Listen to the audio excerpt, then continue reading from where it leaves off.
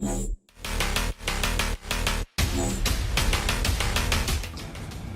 what I have here is some amp modeling software, Shure 57 mic that I'm going to be putting on my amp.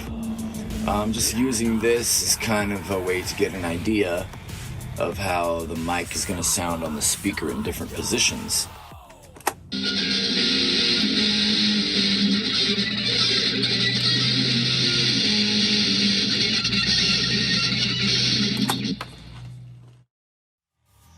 This Fender Tweed clone is put the Shure 57 to the center and about 3 inches away, maybe 4.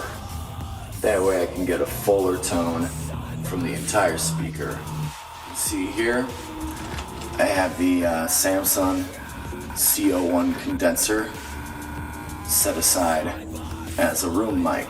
I decided to turn the master volume on the amp all the way to 10 to drive those tubes that you see in there to their maximum potential.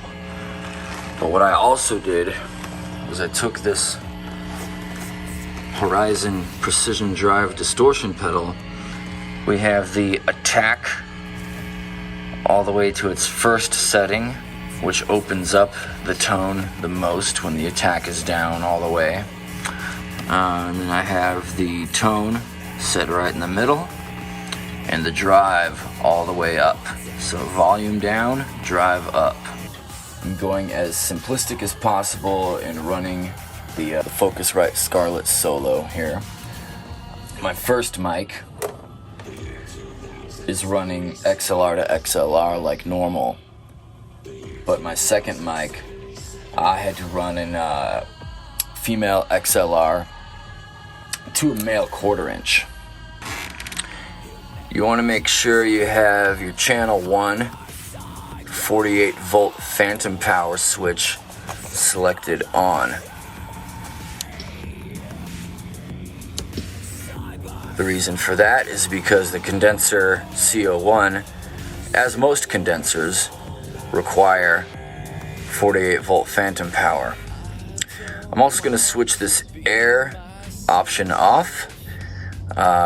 It's really good for vocals, but it's not so much for guitar, because basically what it is a built-in compressor. Direct monitor, you can mess with it. I'm not sure what it's really for, so I'm going to delete that part out of the video. Idiot. Okay, I'm almost ready to start tracking guitars. And you just go here to the plus sign to create track, go to audio, select the input you want. So guitar L1 is going to input 1, L2 is going to input 2. Input 1 is the condenser mic, input 2 is the dynamic mic. Guitar R1, R2. L and R stand for left and right, and 1 and 2 signify the inputs. I have my guitar amps and my mics set up on the other side of this blanket. And I hung this blanket just to kind of dampen the sound and any risk of any reflections coming off of this glass and making a weird slap back reflection sound, because reflections can get annoying and very problematic. Guitar of choice for the day is of course the Gretsch baritone, one of my favorite guitars. Logic has a built-in tuner, so use it often, like between every take at least.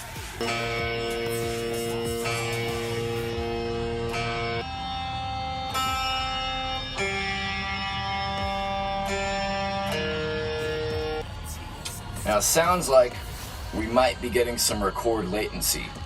So what I do in that situation is go into Logic Pro X Preferences and audio. Then I click on the general tab and go down to low latency mode. You can already hear the latency go away because that latency was also causing feedback. The first thing I'm going to do is just test the signal, test the recording, make sure the signals from both mics are pretty even. Of course, the far away room mic, which is the Samson CO1 condenser, is going to be turned up louder, quite a bit louder, than the dynamic Shure 57 mic that's up against the amp. Obviously, because we want both signals to be level. I just use the interface levels to control the level. And do a quick test recording.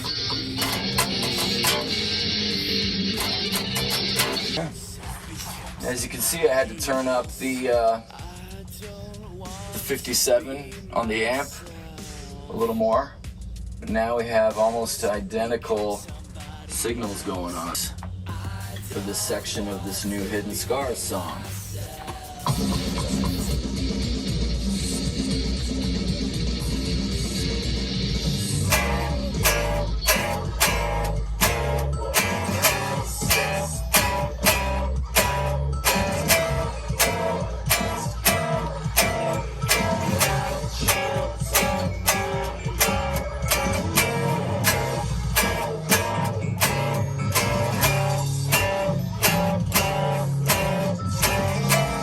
It's a very experimental, twisted, odd time, off time section. So in the end, it will work. All the instruments will line up with each other.